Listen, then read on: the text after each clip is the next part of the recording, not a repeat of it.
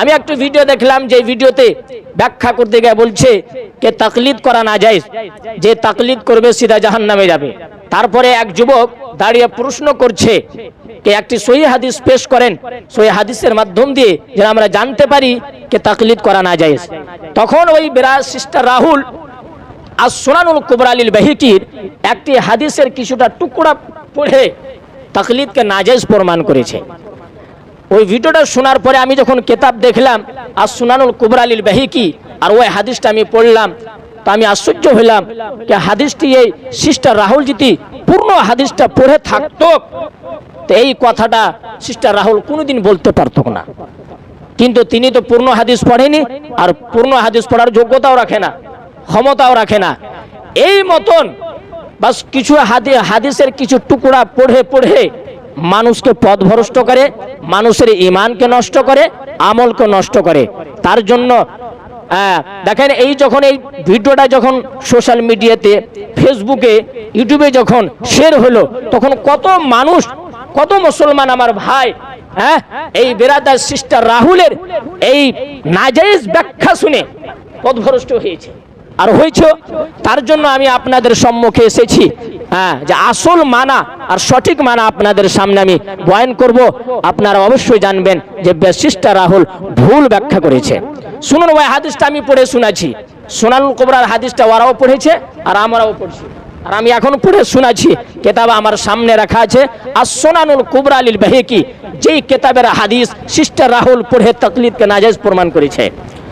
আর সুনানুল কুবরা লিল বাইহাকি খণ্ড নম্বর 10, পৃষ্ঠা নম্বর হচ্ছে 198, হাদিস নম্বর 20349।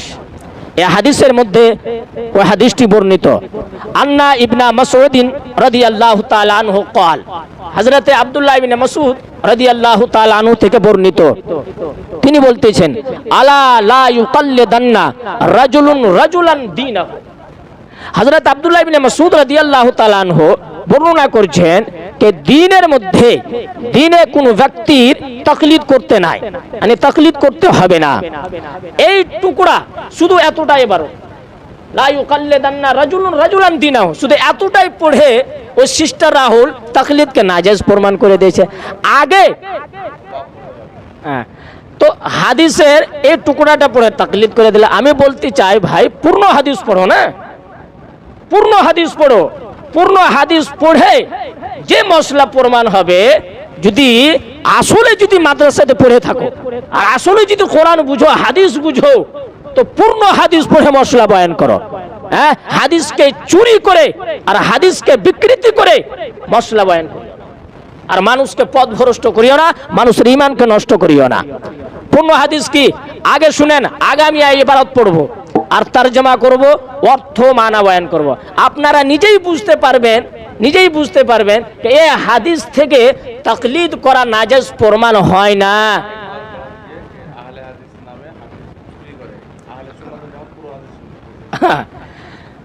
আপনারা অবশ্যই জানতে পারবেন যে হাদিস থেকে তাকলিদকে নাজায়েজ প্রমাণ করা যাবে না।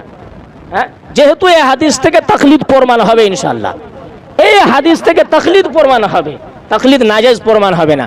কিন্তু নিশ্চয় আপনারা জানছেন যে আহলে হাদিসের যারা বাচ্চা, ইহুদির দালালি করে, ইবলিসের দালালি করে, ইবলিসের দলের মৌলবীরা যতক্ষণ পর্যন্ত হাদিসকে চুরি না করবে, আর হাদিসকে বিক্রি না করবে, ততক্ষণ পর্যন্ত ওরা নিজকে আহলে হাদিস বলতেই পারবে না। তো আহলে হাদিসের আসল নাম হচ্ছে হাদিস চোর, হাদিস চোর। আর শুধু আমি তো বলি হাদিস চোর নাই, এরা কোরআন চোরও আছে। কোরআনের আয়াত পেশ করে, আর ও আয়াত পেশ করবে যে আয়াতের সম্পর্ক কাফির মুশরিকদের সাথে, আর ও আয়াতকে আহলে সুন্নাত ওয়াল জামাতের উপর নিয়ে এসে ফিট করবে। এটাই কোরআনের আয়াত চোর হলো, আর হাদিস চোর। এরা হলো চোর, চুরি না করলে এরা নিজের মসলাককে ফলো করতে পারবে না। দেখেন চুরি করেছে কি, আগে হযরত সাইয়েদনা আব্দুল্লাহ ইবনে মাসউদ রাদিয়াল্লাহু তাআলা আনহু বয়ান করছেন, ফাইন আমানা আমানা ওয়াইন কাফারা কাফারা। লেখছেন আব্দুল্লাহ ইবনে মাসউদ রাদিয়াল্লাহু তাআলা আনহু বয়ান করছেন, এ মতন তাকলিদ করিও না। আপনারা মানা শুনবেন ধ্যান দিয়া, আব্দুল্লাহ ইবনে মাসউদ রাদিয়াল্লাহু আনহু বয়ান করছে এ মতন দিনে কোন ব্যক্তির তাকলিদ করিও না কে সে যদি ঈমান নিয়ে আসে তো আমিও ঈমান নিয়ে আসব, আর সে যদি কাফির হয়ে যায় তো আমিও কাফির হয়ে যাব। সে যদি ঈমান গ্রহণ করে তো আমিও ঈমান গ্রহণ করব, আর সে যদি কুফর ইখতিয়ার করে তো আমিও কুফর ইখতিয়ার করব। হ্যাঁ দেখেন, ফাইন কাফারা কাফারা ওয়াইন আমানা আমানা, এই এর মধ্যে চার শব্দ, আমানা আমানা দুই, আর কাফারা কাফারা চার, দুই চার। এই চার শব্দকে যদি ওই সিস্টার রাহুল যদি পড়ে থাকতো, ও পড়তো স্টেজে, হ্যাঁ, তো কোনোদিন এই নাজায়েজ প্রমাণ করতে পারতো না। কিন্তু ওই মূর্খ জানে যে আমি যদি আগে এই চার শব্দটা যদি পড়ে দিই তো মানুষকে পথভ্রষ্ট করতে পারবো না, আর মানুষের ঈমানকে চুরি করতে পারবো না। হ্যাঁ, তারা হলো ইবলিসের দল, ইবলিসের কাজ করে, ইবলিসের কাজ করে। নাহলে পূর্ণ হাদিস কেন পড়বে না? কিন্তু আমি বলি তার পড়ার যোগ্যতা নাই, কি পড়বে? ও বি শুনেন, হাদিস পড়ছে লা ইউকাল্লিদুনা রাজুল রাজুলান দিনা, নালে হাদিস পড়তেও জানে না। হাদিস পড়ছে লা ইউকাল্লিদুনা, এমন ভাবে হাদিস পড়ছে যার শব্দই বাইরে হয় না। বলেন, যে মূর্খ আরবি শব্দ পড়ার ক্ষমতা রাখে না তাকে আমরা আল্লামা আর ফাহামা, হ্যাঁ, আর বক্তা, একদম বক্তা বানিয়ে স্টেজে বসে আমরা ওয়াজ শুনি। আমার নবী পাক সত্যই বলেছেন, নিশ্চয় আমার নবী পাক বলেছেন এমন জামানা আসবে মূর্খ ফতোয়া দিবে, মূর্খ মশলা বয়ান করবে, গুমরাহ মশলা বয়ান করবে, নিজেও গুমরাহ হবে, অপরকেও গুমরাহ করবে, নিজে মূর্খ হবে আর অপরকে মূর্খ বানাবে। তারপরে শুনেন, এবারে শুনেন, হযরত আব্দুল্লাহ ইবনে মাসউদ রাদিয়াল্লাহু তাআলা যে বয়ান করেছেন যে তাকলিদ করিও না, তাকলিদ করিও না কোনো ব্যক্তি। কেমন তাকলিদ? ঈমানের বিষয়ে, কুফরের বিষয়ে।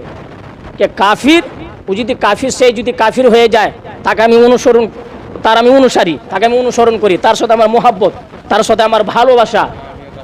হ্যাঁ, তো সেই মোহাব্বতে, ভালোবাসাতে তার প্রত্যেক কথাকে সত্য মানার কারণে তুমিও কাফির হয়ে যাও না।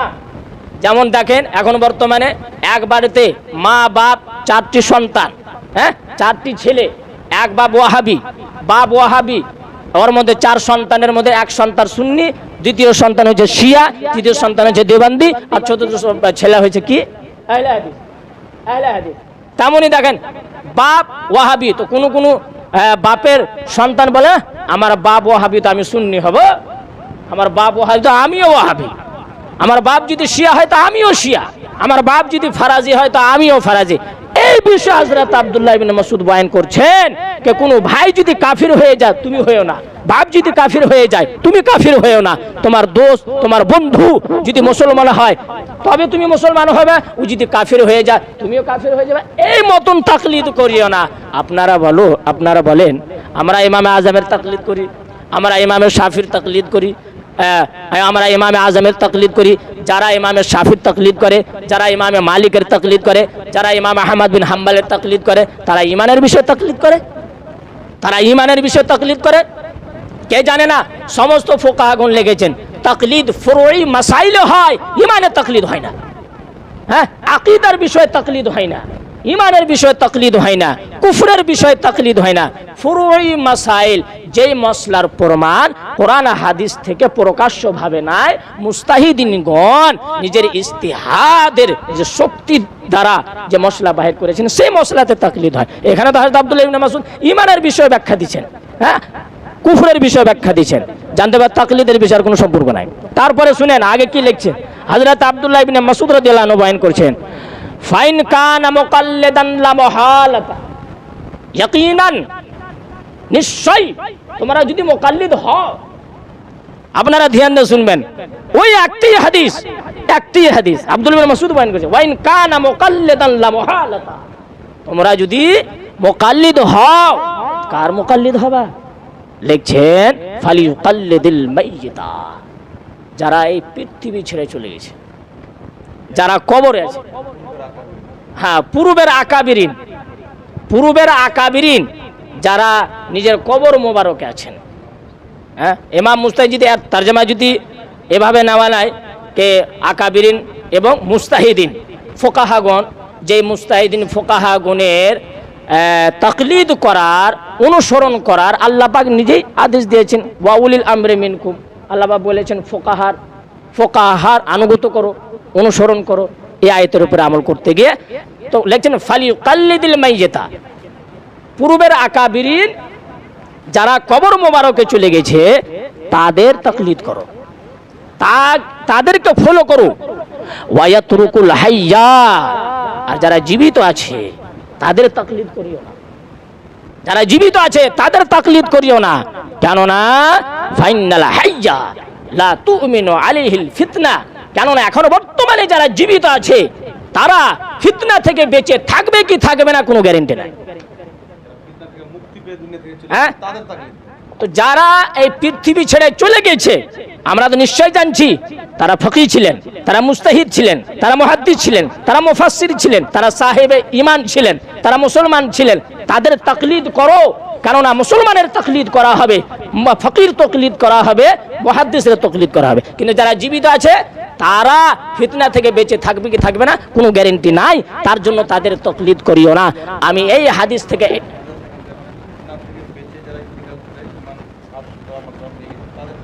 হ্যাঁ, যারা ফিতনা থেকে বেঁচে, যারা ফিতনাতে লিপ্ত হয়নি, ফিতনা থেকে নিজের হেফাজত করেছে, আর হেফাজত করতে করতে এই পৃথিবী ছেড়ে দ্বীনের খিদমত করতে করতে, হাদিস কোরআনের ব্যাখ্যা করতে করতে ঈমানের সহিত এই দুনিয়া ছেড়ে চলে গেছে, তাদের তাকলিদ করো। কে বলছেন? হযরতে আব্দুল্লাহ ইবনে মাসউদ রাদিয়াল্লাহু তাআলা আনহু।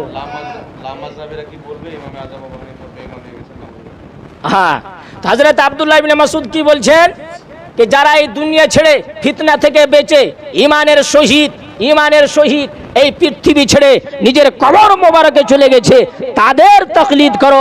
আমি আহলে হাদিসের মৌলবীরা, শুধু সিস্টার রাহুলকে নয়, এই পৃথিবীর সমস্ত আহলে হাদিসকে আমি চ্যালেঞ্জ দিচ্ছি, এই হাদিস থেকে যদি তাকলিদকে নাজায়েজ প্রমাণ করার যদি যোগ্যতা ক্ষমতা রাখো, আমাদের মতন আলিমের সামনে বসে কথা বলো। মাদ্রাসা এসো বা মাদ্রাসা ডাকো, আমাদের মাদ্রাসা এসো, নিজের মাদ্রাসাতে দাওয়াত দাও, যেখানে ডাকবে সেখানে আমরা চলে যাব। আমরা যে ব্যাখ্যা করার জন্য তৈয়ার আছি, কিন্তু স্টেজে বসে ভুল হাদিস পড়ে আর হাদিসের ভুল ব্যাখ্যা করে মানুষের ঈমানকে নষ্ট করিও না, মানুষের ঈমান আমলকে নষ্ট করিও না, মানুষকে ধোঁকা দিও না, আর নিজের দলকে বাড়াইও না। আহলে হাদিসের দল বাড়বে, খারেজের দল বাড়বে। তো এই হাদিসের সারমর্ম কি, সারাংশ কি, এটাই প্রমাণ হচ্ছে যে হযরতে আব্দুল্লাহ ইবনে মাসউদ রাদিয়াল্লাহু তাআলা আনহু এই কথাটা বলতে চাইছেন যে দ্বীনের মধ্যে কোনো ব্যক্তির এই মতন তাকলিদ করিও না যে সেই যদি ঈমান নিয়ে আসে তো তার মহব্বতে, তার ভালোবাসাতে, বন্ধু হওয়ার কারণে আমিও ঈমান নিয়ে আসবো, আর সেই যদি কাফির হয়ে যায় তার মহব্বতে, তার ভালোবাসাতে, আমার বন্ধু হওয়ার কারণে আমিও কাফির হয়ে যাব, এই মতন তাকলিদ করিও না। কিন্তু ফির হযরত আব্দুল্লাহ ইবনে মাসউদ বয়ান করেছেন তাকলিদ যদি করো তো যারা ঈমানের সহিত এই পৃথিবী ছেড়ে ফিতনা থেকে বেঁচে পৃথিবী ছেড়ে চলে গিয়েছেন তাদের তাকলিদ করো। আমি বলতে চাই ইমামে আজম আবু হানিফা রাহমাতুল্লাহ আলাইহি হাদিসের এই টুকরা থেকে তাকলিদ প্রমাণ হয়েছে।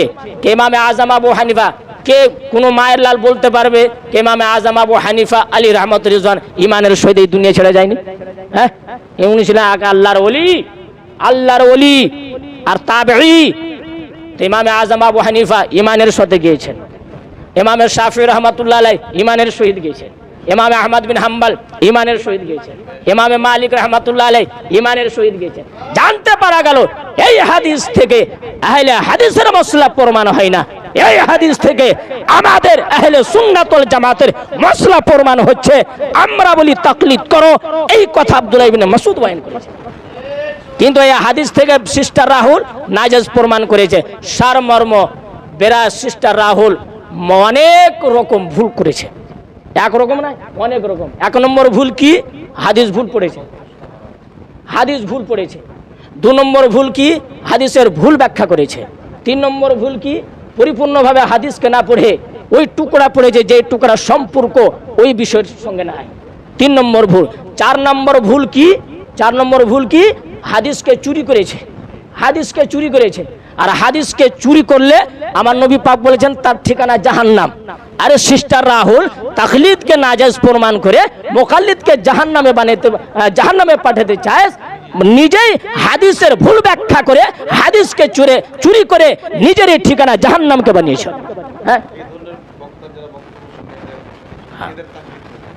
হ্যাঁ, তাকলিদ করবে। তো এই হাদিস থেকে কি প্রমাণ হলো? আর 5 নম্বর ভুল কি জানে? সব থেকে বড় ভুল, বিখ্যাত সাহাবী মুস্তাহিদ ফকি সাহাবী, হ্যাঁ, তার নামে মিথ্যা কথা বলেছে।